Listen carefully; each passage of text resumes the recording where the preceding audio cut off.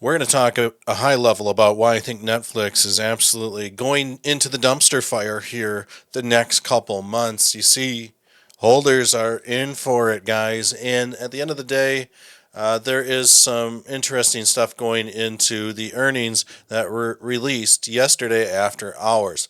Now, why is this tanking like a crazy crypto rug pull? It's because earnings going into the second quarter of 2025 were very strong, right? Then we saw a pivot from quarter two to quarter three. We saw a reduction in net income. We saw a reduction in net margin.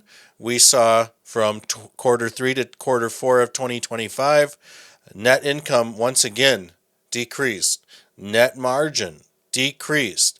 This is a signal to investors that the profit margins are slipping on Netflix. And if they don't get a hold of it rather quickly or under control, this is going to complicate things.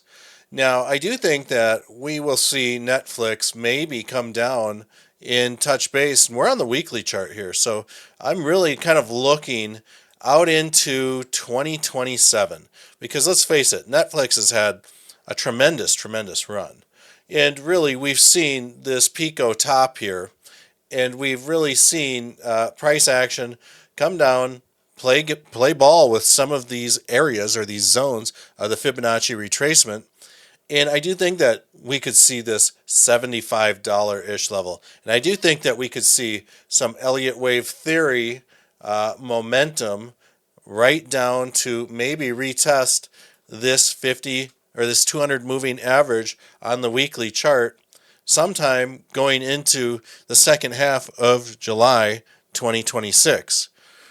So let's just kind of look at what we'll just call it Netflix is doing right at this moment in time. And here are some key points in time that you can really be on the lookout because we're either going to see a couple different things. We're going to see this thing rally back up. And in my opinion, this thing is too far from the 200 moving day average. It's too far from the Ichimoku cloud at this point in time. This could have been an overreaction from investors. But there is some concerns here, like I just mentioned, with the performance. And so when we look at chartforecaster.com, I've got Netflix pulled up, and this is a phenomenal calculation tool. And you can see that basically it calculates when the market's going to move. And it does it beautifully. So it lays out these dates, and you can see the previous dates that it's laid out have been pretty decent. So we predicted this latest reversal down to a T, even got a double confirmation on it. Now, it's predicting that there's going to be some momentum building January 22nd at 1500 hours, and this is UTC time. UTC time, so 1500 UTC time. Here we go. And so we'll have to pay close attention to that. So that is tomorrow. So this is going to be tomorrow UTC time. And this could be a momentum change. And this is basically predicting the start of momentum building. So we'll see. Here's an example of momentum building. This is Chart Forecaster. Price barreling down when it started tracking Netflix way back in December. It predicted that on this date and time we would see momentum start building. So we're either going to see momentum start building up or we're going to see it start breaking down.